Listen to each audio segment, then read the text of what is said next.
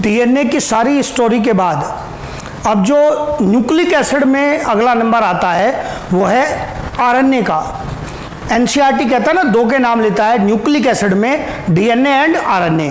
तो डीएनए की तो हमने काफ़ी डिटेल चर्चा कर दी, आरएनए की उतनी डिटेल इन्फॉर्मेशन नहीं है, सिलेबस में भी नहीं है, उतनी डिटेल होती भी नहीं है। ज़्यादातर जो इन्फॉर्मेशन है वो क्वेश्चंस ज़्यादा डीएनए के ही हैं, पर आरएनए में भी हम कुछ इंपॉर्टेंट पार्ट जरूर लेंगे, हमारी जानकारी में चीज़ें दूसरे चैप्टर से कनेक्ट होते हुए भी आगे बढ़ेंगी। आरएनए में पहले तो वो बेसिक पॉइंट जो मैंने पहले भी बताए, पॉलीमर ऑफ राइबोन्यूक्लियोटाइड्स, जबकि डीएनए में क्या कहा था, पॉलीमर ऑफ डीऑक्सीराइबोन्यूक्लियोटाइड्स। इनका कंपोजिशन भी बता चुका हूं पहले ही, नाम सुन के ऐसे नहीं सोचना हाँ ये क्या, पहले पूरा कंपोजिशन पढ़ चुके हो। डीऑक्सीराइबोन्यूक्लियोटाइड अलग है और राइबोन्यूक्लियोटाइड अलग है। ये राइबोन्यूक्लियोटाइड्स का पॉलीमर है। इसमें क्या खास बात है इन न्यूक्लियोटाइड्स को बनाने में, जो नाइट्रोजन बेसिस उपयोग हो रहे हैं वो कौन कौन से, A, G, C and you. DNA में कौन कौन थे, ए, जी, सी एंड टी, पहले बता चुका हूं। ए कौन, ABCD, A adenine, G guanine, C cytosine, U uracil. तो एडेनाइन, ग्वानिन, साइटोसिन, यूरेसिल, ये 4 नाइट्रोजन बेस उपयोग होंगे। इनके साथ शुगर जुड़ेगी, 5 कार्बन वाली शुगर, पेंटोज शुगर।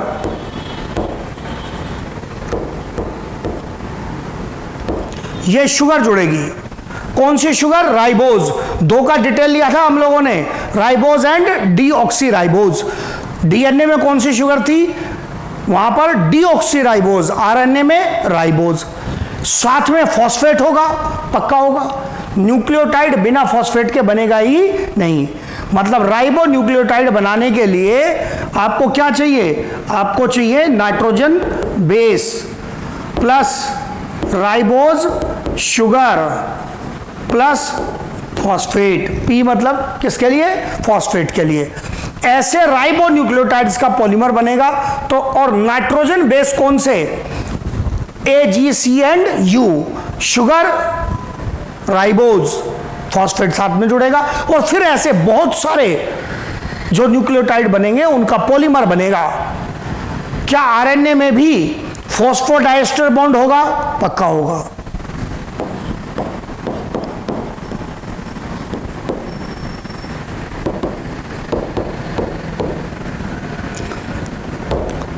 इसी से ही तो न्यूक्लियोटाइड जुड़ेंगे, तब तो चेन बनेगी। लेकिन आरएनए मोस्टली, कुछ रेयर केसेस को छोड़ दें तो मोस्टली क्या है, सिंगल स्ट्रैंडेड है। डीएनए में तो आपने क्या देखा था, 2 स्ट्रैंड थे, 2 धागे जैसे स्ट्रक्चर थे और वो कोइल हो रखे थे। आरएनए मोस्टली सिंगल स्ट्रैंडेड है। आरएनए जो है वो ऊपर लिखा, क्लियर और दिखे आपको।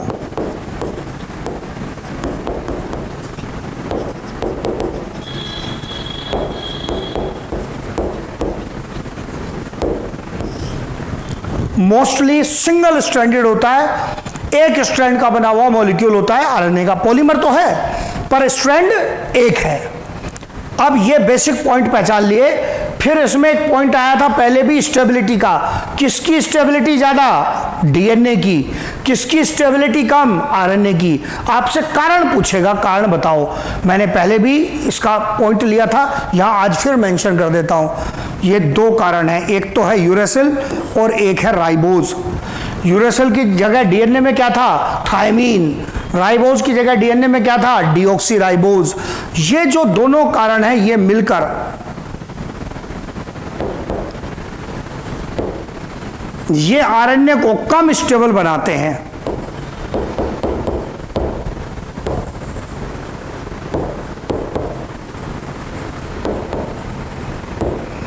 लेस स्टेबल बनाते हैं। किसकी तुलना में,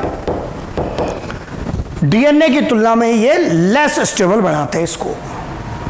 तो ये इनका कंपैरिजन भी आ गया। लगातार कंपैरिजन पर बात कर रहा हूं, उसी संदर्भ में क्वेश्चन बनते हैं कंपैरिजन के।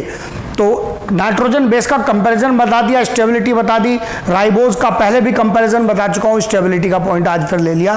क्या यहां भी फॉस्फोडाइस्टर बॉन्ड बनेंगे? बिल्कुल बनेंगे, पर स्ट्रैंड कैसा? मोस्टली एक होगा। फिर उसके बाद पॉइंट आता है आरएनए के बारे में, इसके टाइप्स, आरएनए के टाइप्स आ गए। यहां पर कोई ऐसा बहुत डिटेल स्ट्रक्चर नहीं है कि डबल हेलिक्स बताओ, इस प्रकार का स्ट्रक्चरल एक्सप्लेनेशन आरएनए में नहीं है। इनफैक्ट एनसीईआरटी तो यहाँ आरएनए का कोई डिस्क्रिप्शन देता भी नहीं है। हम अपनी बेसिक तैयारी के लिए, ताकि हमारे आगे काम आए, 12th तक में भी काम आए, उसको बेसिक पॉइंट ले रहे हैं उसकी तैयारी के लिए। Types of RNA, G RNA, G word क्या है? जेनेटिक। जेनेटिक आरएनए, जहां पर आरएनए जेनेटिक मटेरियल के रूप में काम करे, मतलब जीन बनाए, बॉडी के ऑर्गेनिज्म के जीन्स बनाए, वो जेनेटिक आरएनए है। केवल कुछ वायरसेस ही ऐसे हैं जिसमें आरएनए जेनेटिक मटेरियल हो सकता है। बाकी तो चाहे बैक्टीरिया हो, फंजाई हो, कोई प्रोटिस्टा हो, वहां से लेकर फिर ह्यूमंस तक, सब में जो जेनेटिक मटेरियल है वो कौन है? डीएनए है। लेकिन कुछ वायरसेस ऐसे हैं जिनमें आरएनए जेनेटिक मटेरियल है। मैं बोलता हूं कुछ, सारे नहीं, कई सारे वायरस में भी डीएनए है जेनेटिक मटेरियल, लेकिन कुछ वायरसेस ऐसे हैं जिनमें आरएनए जेनेटिक मटेरियल के रूप में काम करता है, मतलब उनकी जीन बनाता है। RNA acting as genetic material, अगर आरएनए जेनेटिक मटेरियल के रूप में काम करे, उनकी जीन बनाए, बॉडी के फंक्शन को कंट्रोल करने के लिए, अगली जनरेशन में इंफॉर्मेशन ले जाने के लिए, यही क्या होता है? जेनेटिक मटेरियल होता है।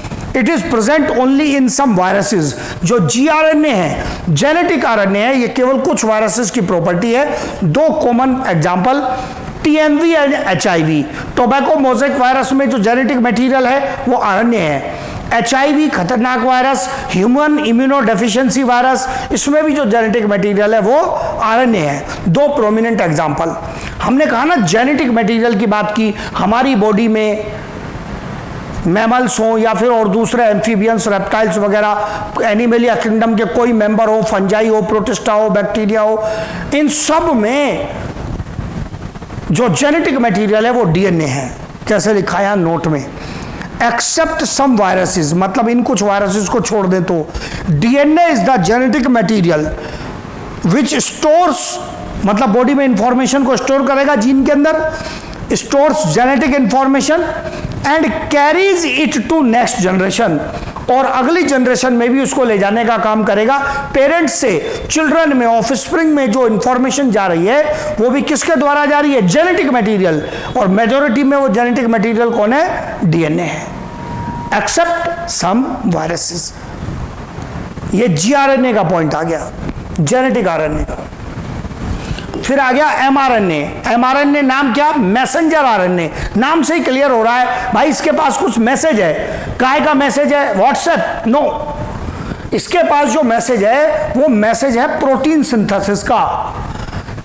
जो सीक्वेंस होती है एमआरएनए की, एमआरएनए सीक्वेंस, वो प्रोटीन सिंथेसिस का मैसेज कैरी करती है। It carries message for protein synthesis. तो इसमें मैसेज होता है। मैसेज किस रूप में लिखा होता है? हेलो हाउ आर यू ना। मैसेज का मतलब है यहां सीक्वेंस ऑफ एमआरएनए। एमआरएनए में जो न्यूक्लियोटाइड सीक्वेंस होगी वही प्रोटीन सिंथेसिस के लिए एक मैसेज कैरी करेगी।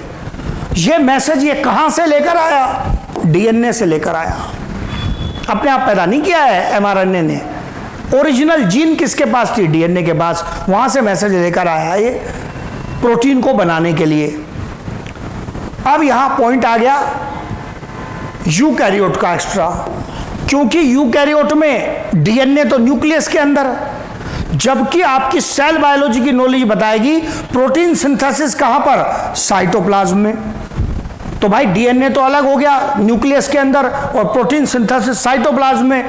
तो डीएनए से साइटोप्लाज्म में ये मैसेज लेकर आने का काम ही कौन करेगा? एमआरएनए। कैसे लिखा है पूरा point? In eukaryotes it is formed. It कौन? मतलब mRNA. Formed inside nucleus and moves into cytoplasm. किस पर्पज से साइटोप्लाज्म में आया एमआरएनए? For protein synthesis. अकेला कर देगा? नहीं, फिर सेल बायोलॉजी लगेगी आपकी। Where it associates with ribosomes, अकेला नहीं बना देगा प्रोटीन, किसके साथ जुड़ेगा? राइबोसोम्स के साथ। ये आपके सेल बायोलॉजी का भी पॉइंट है कि राइबोसोम के साथ मिलकर क्या होगा, ये प्रोटीन सिंथेसिस का प्रोसेस चलेगा। उसमें मैसेज कौन लेकर आया? mRNA।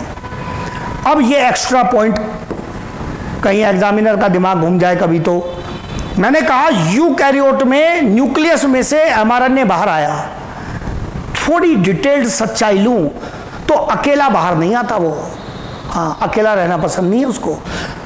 अकेला बाहर नहीं आता कहने का मतलब क्या है? स्टेबिलिटी कम है, डीजनरेट हो सकता है, तो उसको बचाने के लिए उसके साथ कुछ प्रोटीन होते हैं। तो mRNA अगर प्रोटेक्टिव प्रोटीन से जुड़ जाए तो ये जो कॉम्बिनेशन बनता है ये कहलाता है इन्फॉर्मोसोम। क्योंकि इसके पास इंफॉर्मेशन है तो इसका नाम क्या रख दिया? इन्फॉर्मोसोम। प्रोटेक्टिव वर्ड की क्यों जरूरत पड़ी? प्रोटीन प्रोटेक्शन कर रहे हैं, इसका मतलब खतरा है। खतरा किससे है? पुअर स्टेबिलिटी, कम स्टेबिलिटी है। अगर डैमेज हो गया तो प्रोटीन नहीं बन पाएगा।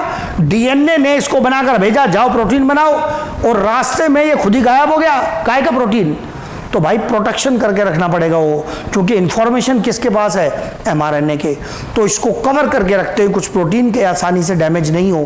साइटोप्लाज्म में और भी तो दुनिया भर के एंजाइम और प्रोटीन है, वो कहीं इसके साथ रिएक्ट करके इसको डैमेज ना कर दे। इस कारण से इसको प्रोटेक्शन के लिए कुछ प्रोटीन मिल जाते हैं जो इसको प्रोटेक्शन प्रोवाइड करते हैं। Total combination is called इन्फॉर्मोसोम।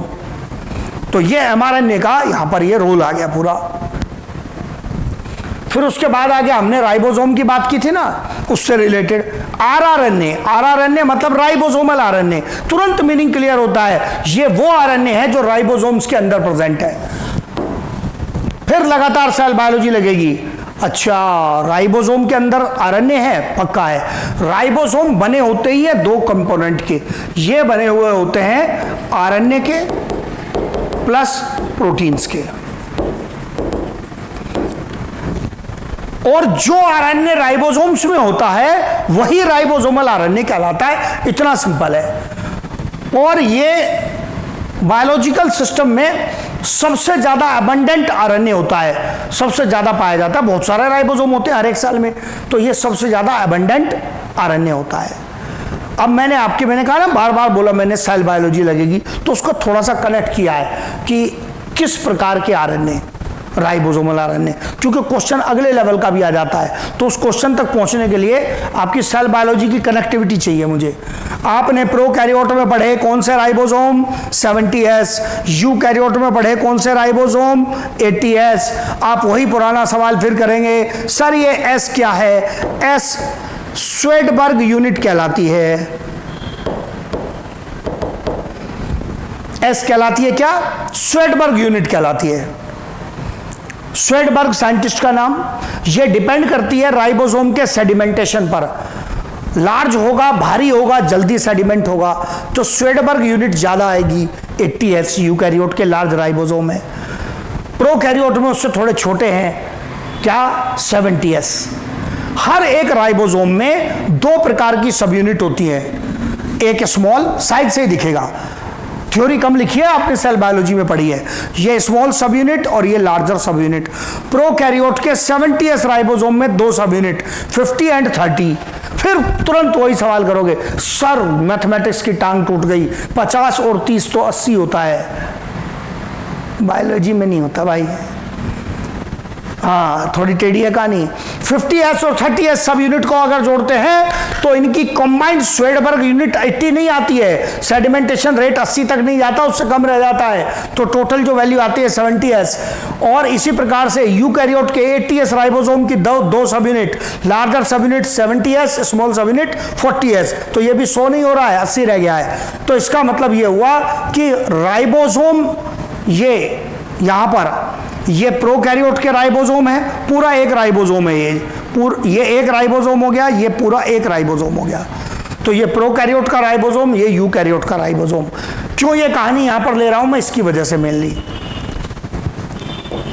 Larger सब यूनिट जो है उसके अंदर प्रोकैरियोट में 23S ribosomal RNA and 5S ribosomal RNA. होशियारी से देखना है, ये 55 नहीं लिखा है, क्या लिखा है? 5s, 55 नहीं है और ss भी नहीं है, तो इसका मतलब ये 5 है और s है। मैंने लिखने का तरीका अलग अलग लिया है, 5 का मेथड अलग है, s का अलग है, और साथ में क्या जुड़े हैं, प्रोटीन, स्मॉलर सब यूनिट में 16s ribosomal RNA and protein. इसी का सबसे महत्व है जिसको अंडरलाइन किया है, यूज करूंगा आगे इसके महत्व को। यूकैरियोट के राइबोसोम में 2 सब यूनिट, बड़ी सब यूनिट में ज्यादा राइबोसोमल आरएनए हैं, उनमें से सबसे महत्वपूर्ण 28s राइबोसोमल आरएनए, और दूसरे कौन कौन है, 5.8s 5s राइबोसोमल आरएनए और प्रोटीन, और छोटी सब यूनिट में 18s एक प्रकार का, इधर था 16 इधर है 18s ribosomal RNA and protein. तो ये राइबोसोम का कंपोजिशन है, मैं बोर्ड पर ध्यान रखेंगे, पूरा बोलूंगा, सिंपल शॉर्ट टर्म में चलूंगा। Ribosomes are made up of RNA and proteins. जो आरएनए राइबोसोम्स में हो वही राइबोसोमल आरएनए। एक ही प्रकार का है ना, मल्टीपल प्रकार के हैं। फिर सर क्या ये मल्टीपल प्रकार के सब याद करने पड़ेंगे? हाँ, इससे बच के नहीं भाग सकते आप, सिलेबस के अंदर है ये सब कहानी। तो ये मल्टीपल प्रकार की कंपोजिशन लिख दी। फिर कंपोजिशन को किसके संदर्भ में समझना है, प्रोकैरियोट यूकैरियोट। प्रोकैरियोट के 70s राइबोसोम की 2 सब यूनिट में ये 50s 30s सब यूनिट्स, 50s में 23s 5s ribosomal RNA plus protein, छोटी सब यूनिट में 30s में 16s राइबोसोमल आरएनए, बाकी वजन, क्योंकि तो 30s था, बाकी वजन किसका, प्रोटीन का। यूकैरियोट के 80s राइबोसोम के अंदर लार्जर सब यूनिट स्मॉलर सब यूनिट, लार्जर सब यूनिट 60s, उसमें कौन कौन से प्रकार के ribosomal RNA, 28s 5.8s 5s, और इधर 40s में एक प्रकार का 18s, बाकी प्रोटीन। ये रट्टा चाहिए जी आपको, इसके बिना गाड़ी नहीं चलेगी।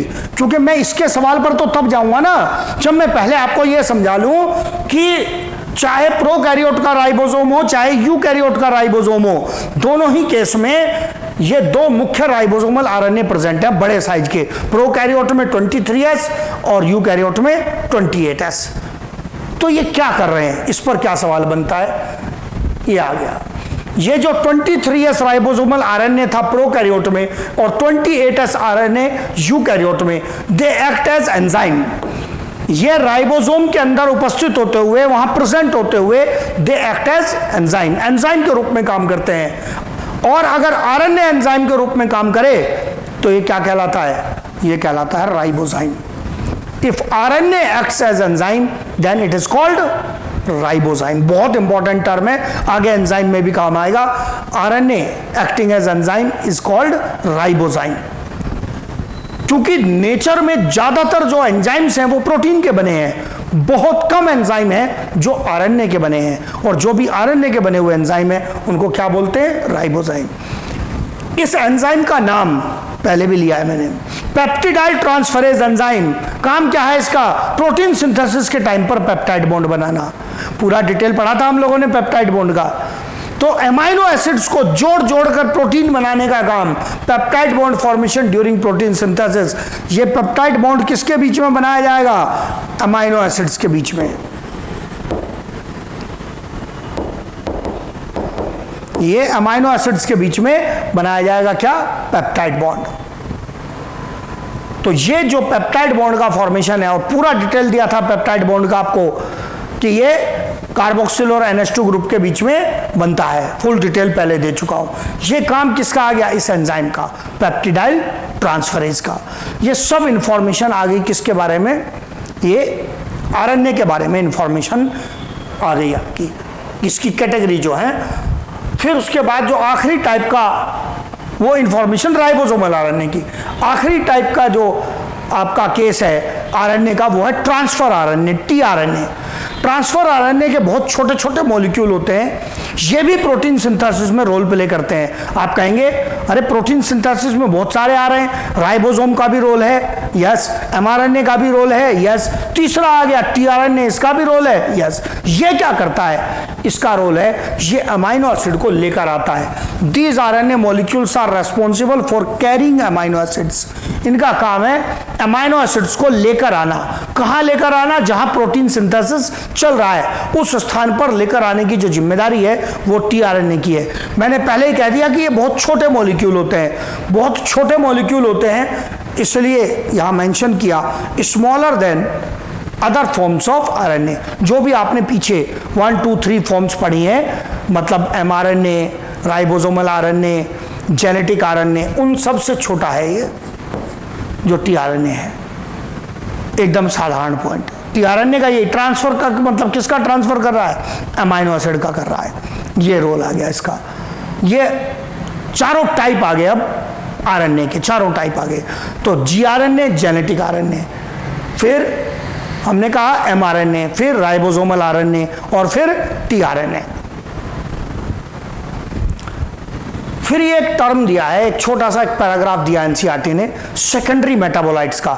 मैंने पहले भी कहा था कि उसको मैं बीच में नहीं लूंगा क्योंकि उसका बीच में कोई महत्व नहीं है। ये यहाँ मैंने लिया है अलग से, जब न्यूक्लिक एसिड वगैरह डिस्कस कर लिए तो आगे एंजाइम्स वगैरह में जाने से पहले सेकेंडरी मेटाबोलाइट्स। एनसीईआरटी कैसे एक्सप्लेन करता है? एक्सप्लेन करता है एनसीईआरटी, बॉडी के मेटाबॉलिक प्रोसेस में जो भी कंपाउंड बन रहे हैं वो मेटाबोलाइट हैं। आगे हो सकता है वो यूज भी हो रहे हैं। मेरी बॉडी ने कुछ कंपाउंड बनाए, एनिमल के लिए कहता है बॉडी कंपाउंड बनाती है तो यूज भी करती है, वो मेटाबोलाइट है। वेस्ट प्रोडक्ट तो अलग हो गया। लेकिन कुछ कंपाउंड ऐसे होते हैं प्लांट में, माइक्रोब्स में, जो उन्होंने अपने मेटाबॉलिक प्रोसेस में बनाए, लेकिन उनके अपने मेटाबॉलिज्म में उस कंपाउंड का आगे कोई उपयोग ही नहीं है, कोई मेटाबॉलिक रोल ही नहीं है उस कंपाउंड का। ऐसा कंपाउंड जो जिस ऑर्गेनिज्म में बना है, जिसके मेटाबॉलिज्म में बना है, उसमें रोल नहीं रखता आगे, वो सेकेंडरी मेटाबोलाइट कहलाता है। जब मैं कहता हूं उस ऑर्गेनिज्म में, उस प्लांट में, तो मतलब उस स्पीशीज के सब मेंबर एक जैसे ही होंगे ना, सबका मेटाबॉलिज्म एक ही जैसा है ना, बदल थोड़ी जाएगा। तो उस स्पीशीज के मेंबर में उसका कोई उपयोग नहीं है, वो कहलाता है सेकेंडरी मेटाबोलाइट। कैसे मैंने लिखा है? These are the compounds formed, बने in the metabolic process of any organism but not used in metabolic process। ध्यान रहे, not used in metabolic process, शब्द नहीं बदल जाए, उसके मेटाबॉलिक प्रोसेस में रोल नहीं है। आप तुरंत कहेंगे अच्छा कुछ और रोल हो सकता है। यस, मेटाबॉलिक प्रोसेस में रोल नहीं है, कुछ और रोल हो सकता है, क्योंकि इसको 12th के इकोलॉजी से कनेक्ट करके अभी नीट 2020 में ये क्वेश्चन आया है। तो ये कनेक्टिविटी होती है, इसके मतलब और कई रोल हो सकते हैं, तो उसका मेटाबॉलिक प्रोसेस में रोल नहीं है। ये सेकेंडरी मेटाबोलाइट्स कहलाते हैं। Secondary metabolites are mainly produced by microbes and plants. किसकी प्रॉपर्टी है? माइक्रोब्स और प्लांट्स की प्रॉपर्टी है सेकेंडरी मेटाबोलाइट्स। एनसीईआरटी की भी डेफिनेशन दिखाऊंगा, पहले जरा एग्जांपल देख लेते हैं। सबसे इंपॉर्टेंट एग्जांपल में एंटीबायोटिक्स। आप कहेंगे एंटीबायोटिक्स मेडिसिन? हाँ, एंटीबायोटिक्स भी एक प्रकार के सेकेंडरी मेटाबोलाइट है। जिस बैक्टीरिया ने, जिस फंजाई ने एंटीबायोटिक बनाई, तो क्या उसको दवाई बेचनी है? बैक्टीरिया फंजाई दवाई बेच रहे हैं ना, हम उससे आइसोलेट करके हम उसका उपयोग कर रहे हैं, हमारे लिए यूजफुल है, उसके मेटाबॉलिक प्रोसेस में कोई रोल ही नहीं है। वो तो क्या कर रहे हैं? दूसरे ऑर्गेनिज्म को अफेक्ट कर रहे हैं। Antibiotics are produced by some bacteria fungi and they affect other microbes, दूसरे माइक्रोब्स को अफेक्ट कर रहे हैं, except the one from which they are produced. अपने लिए थोड़ी बनाया उसने मारने के लिए, खुद पर प्रभाव नहीं है, अन्य माइक्रोब को किल कर रहे हैं। तो इसलिए ये एंटीबायोटिक भी किसकी कैटेगरी में आते हैं? सेकेंडरी मेटाबोलाइट की कैटेगरी में एंटीबायोटिक्स भी आते हैं। फिर एक टॉक्सिन रिसिन, रिसिन जो कि कैस्टर से, कैस्टर जो अरंडी कहलाता है, उससे ये रिसिन एक स्ट्रॉन्ग टॉक्सिक कंपाउंड होता है, ये प्राप्त होता है। ये भी उस प्लांट का एक सेकेंडरी मेटाबोलाइट है। टैक्सोल एक कैंसर मेडिसिन है जो कि टेक्सास प्लांट से, प्लांट किंगडम में भी इसका नाम आता है यूजेस में। टैक्सोल ऑब्टेन की जाती है टेक्सास से, कैंसर मेडिसिन। अभी जैसे मैंने ऊपर कहा था, इधर क्या ये टेक्सास प्लांट को कैंसर हॉस्पिटल खोलना है या उसको खुद कैंसर हो गया है? इनमें से कोई बात सच नहीं है। फिर भी वो कैंसर मेडिसिन बना रहा है ना, हम उपयोग कर रहे हैं, प्लांट के मेटाबॉलिज्म में उसका रोल नहीं है, सेकेंडरी मेटाबोलाइट है। गम्स एंड रेजिन्स, कई सारे प्लांट हैं, आप देखते हैं कहीं कट लग गया तो वहां से कुछ gum like substances, resin like substances वहां से रिलीज होते रहते हैं, और ये जिस प्लांट से रिलीज हो रहे हैं उसके बॉडी के अंदर कुछ डिफेंसिव वगैरह रोल हो सकता है, पर मेटाबॉलिक प्रोसेस में तो रोल नहीं है, मेटाबॉलिक प्रोसेस में रोल नहीं है। इसलिए मैंने अंडरलाइन किया था कि मेटाबॉलिक प्रोसेस में रोल नहीं है।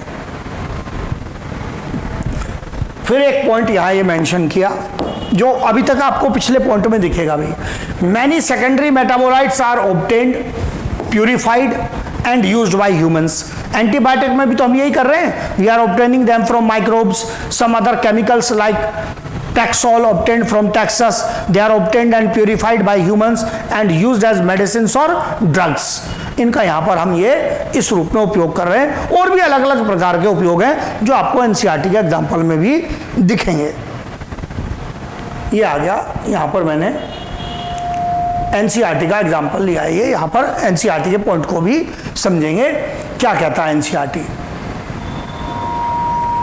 एनसीईआरटी क्या है? The most exciting aspect of chemistry, ये तो जनरल पॉइंट आ गया यहां से। If one were to make a list of biomolecules such as a list would have thousands of organic compound. जब हमने सेल की स्टडी शुरू की थी ऑर्गेनिक कंपाउंड की, तभी कहा था हजारों प्रकार के कंपाउंड है, including amino acid, sugars. For reasons they are given in section, पहले हमने दे रखे उनको। ये we can all this biomolecules, we call all this biomolecules as metabolites. क्या बोल रहे हैं इन सबको? मेटाबोलाइट्स। फिर कहता है एनिमल टिश्यू में one notices the presence of all such categories of compounds, जो पीछे इसने फिगर 9.1 के अंदर दिए हैं। क्या है फिगर 9.1? वो देख लो, पढ़ा रखा है आपको पहले से। ये रहा फिगर 9.1, ये है जी फिगर 9.1, ये कलाकारी है 9.1, देखो सब पढ़ाया आपको। ग्लूकोज फुल डिटेल पढ़ाया, अबे भाग जाता है। ग्लूकोज, राइबोज, डीऑक्सीराइबोज भी पढ़ा दिया, ग्लाइसिन, एलेनिन, सेरीन सब पढ़ाए ना, ये अमाइनो एसिड पढ़ा रखे हैं। पाल्मिटिक एसिड फुल डिटेल पढ़ा रखा है। ग्लिसरॉल, ट्राइग्लिसराइड, मैंने कहा था ना मेरे लिखने का तरीका थोड़ा अलग है, उसका तरीका अलग है। इसने इस ग्लिसरॉल पर एक फैटी एसिड तो इधर जोड़ा, फिर नंबर 2 इधर जोड़ा, नंबर 3 इधर जोड़ा। तो हम क्या करते हैं, एक तरफ जोड़ते हैं, बच्चा समझ जाए। ये कैसे जोड़ता है पता ही नहीं चलता बच्चे को कि क्या एरोप्लेन उड़ रहा है। ध्यान से देखेंगे वही है जो आपको पढ़ाया है। फॉस्फोलिपिड, फॉस्फोलिपिड में क्या किया था इसने? अब देखो इसने क्या फिर वही कलाकारी कर रखी है, R1 इधर, R2 इधर, और फॉस्फेट और कोलिन इधर। ये कोलिन है, वही जो कोलिन बताया था आपको। तो ये इसकी अपनी कहानी चल रही है, स्ट्रक्चर वही है, मैंने अपने हिसाब से सही बताया है। कोलेस्ट्रॉल का डिटेल आपको दे चुका हूँ। ये एडेनिन, एडिनोसाइन, एडिलाइनिक एसिड पूरा बता दिया, सारे बता रखे मैंने तो। यूरेसिल, यूरेडिन ये बता दिया। फॉस्फेट जोड़ेंगे तो यूरिडाइलिक एसिड बन जाएगा, जो इसने बनाया नहीं है। तो ये फिगर 9.1 था। इनको क्या कह रहा था? Primary metabolite. इन सबका तो रोल है ना, और फिर जाकर ये यहाँ आ गया सेकेंडरी मेटाबोलाइट में। तो ये मैंने फिगर 9.1 का पॉइंट क्लियर कर दिया। फिर आगे कहता है कि हाउ एवर, मतलब इसके अतिरिक्त और क्या कहानी है। When one analyses plant, fungal and microbial cells, जब प्लांट, फंजाई और दूसरे माइक्रोब जैसे बैक्टीरिया वगैरह को, one would see thousands of compounds other than called primary metabolites, जैसे alkaloids, flavonoids, rubber, essential oils, antibiotics. नाम आ गया ना एंटीबायोटिक्स का। आप करेंगे एल्कलॉइड एक कैटेगरी है कंपाउंड्स की जो कि केमिकली बेसिक होते हैं, मोस्टली बेसिक होते हैं, कुछ रेयर एग्जांपल को छोड़ दें तो। एल्कलॉइड शब्द जो यूज होता है वो यूज होता है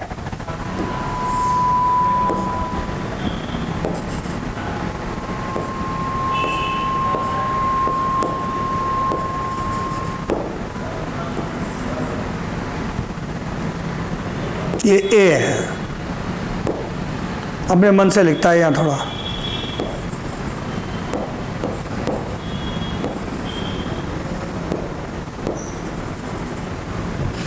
एल्कली लाइक, ये बेसिक कंपाउंड होते हैं, ये बेसिक कंपाउंड होते हैं। फ्लेवोनॉइड्स भी एक कैटेगरी है इसी प्रकार की केमिकल कंपाउंड्स की। रबर जो हमें लेटेक्स से मिलता है। एसेंशियल ऑयल्स जो हैं, जो कि प्लांट्स, कई सारे प्लांट्स एसेंशियल ऑयल्स बनाते हैं जो कि हम परफ्यूम्स वगैरह में उपयोग करते हैं। एंटीबायोटिक्स का फुल डिटेल दे दिया। कलर्ड पिगमेंट्स,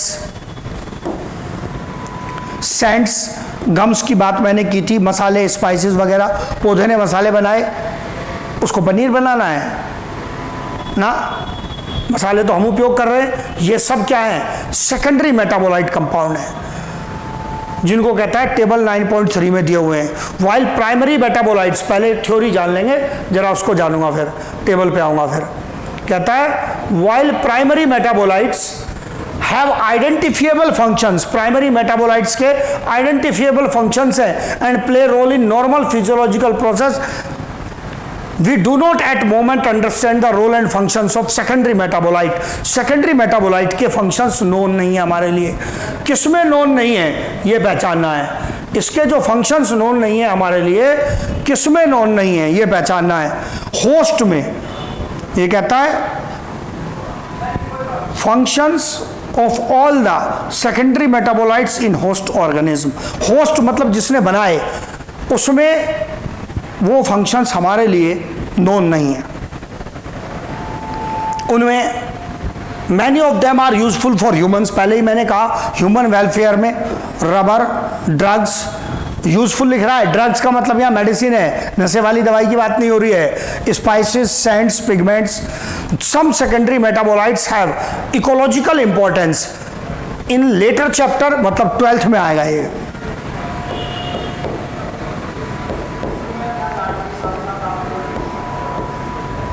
और इस इकोलॉजिकल इंपॉर्टेंस पर क्वेश्चन आया इस बार। अब यहां पर आप देखेंगे तो ये इसने टेबल दे दिया। पिगमेंट्स में कैरोटीनॉइड एक प्रकार के पिगमेंट है, प्लांट्स में पाए जाते हैं। एंथोसाइनिन कलर प्रोवाइडिंग पिगमेंट है। तो ये जो पिगमेंट्स हैं ये क्या प्रोवाइड कर रहे हैं? ये कलर प्रोवाइड करने का काम कर रहे हैं।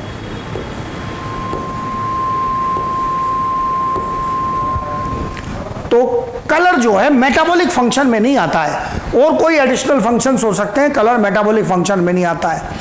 एल्कोलॉइड्स में 2 एग्जाम्पल दिए इसने, मॉर्फिन, कोडीन के। ये दोनों ही कंपाउंड ऐसे हैं जो लेटेक्स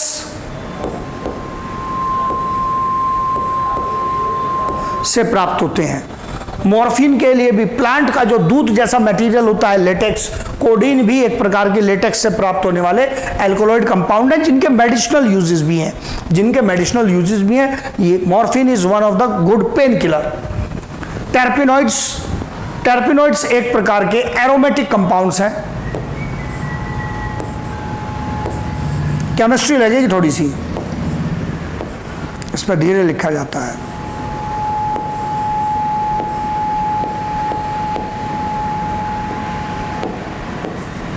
ये एक प्रकार के एरोमेटिक कंपाउंड्स हैं। एरोमेटिक कंपाउंड मतलब जिनके अंदर रिंग स्ट्रक्चर होता है, जिनके अंदर रिंग स्ट्रक्चर प्रेजेंट होता है वो टर्पिनॉइड्स कहलाते हैं, एरोमेटिक कंपाउंड कहलाते हैं। Essential oils, lemon grass oil, जो एसेंशियल ऑयल्स हैं ये एक प्रोमिनेंट एग्जांपल है। इसके अतिरिक्त और भी परफ्यूम्स वगैरह में उपयोग होने वाले ये एसेंशियल ऑयल्स हैं। ये एसेंशियल का मतलब ये यहाँ न्यूट्रिशन से नहीं है, इस एसेंशियल शब्द का मतलब। टॉक्सिन्स, रिसिन का मैंने नाम लिया, इसी प्रकार से एक और टॉक्सिन है एब्रिन, लैक्टिन, कॉनकैनावेलिन ए। ये जो लैक्टिन है ये एक प्रकार के प्रोटीन है, इधर लिखा।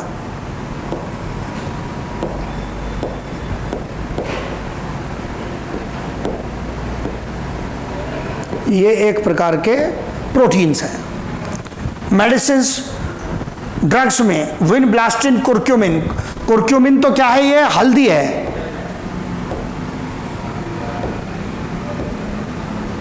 ये भी मेडिसिनल प्रॉपर्टी रखती है, सभी लोग पहचानते हैं। विनब्लास्टिन एक कैंसर मेडिसिन है।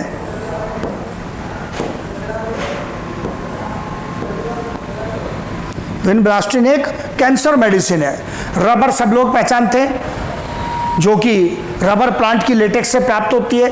गम्स में भी कई में मेडिसिनल प्रॉपर्टी होती है। सेलुलोज बहुत डिटेल में आपको पढ़ा रखा है। आप कहेंगे सेलुलोज सेकेंडरी कैसे हो गया?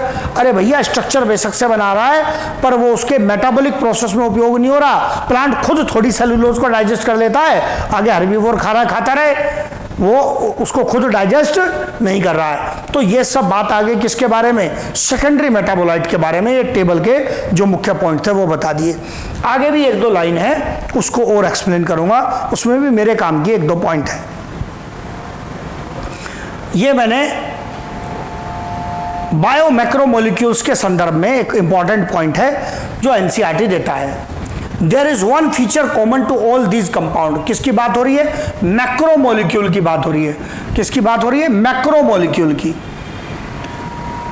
तो यहां पर ये मैक्रोमोलिक्यूल का डिस्कशन हो रहा है। इस मैक्रोमोलिक्यूल के डिस्कशन में आप नोटिस करेंगे ये यहां पर एक साइज की बात करता है। They have molecular weight ranging from 18 to around 800 dalton approximately. तो बायो मैक्रोमोलिक्यूल जो के लिए जो ये वर्ड कह रहा है यहां पर, इसमें तो ये एक रेंज बता रहा है। One those which have molecular weight less than 1000 dalton are usually referred to as micromolecules. 1000 dalton, ये तो टोटल रेंज दे दी इसने बायोमोलिक्यूल की।